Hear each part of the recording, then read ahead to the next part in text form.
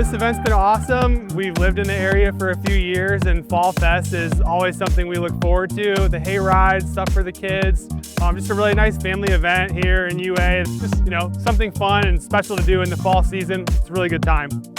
So I brought my two boys here today. It's our first time here, and we had so much fun. We did not expect the amount of stuff here that y'all had. They like decorating pumpkins. That was super fun.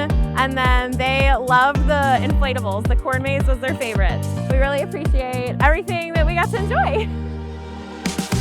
I absolutely love the community here in UA. I've been here in UA for about 3 years now, and it has been just an authentic embrace in community. It's just so great. I love it. My kids love this event, the Fall Festival. We come out, we have a great time.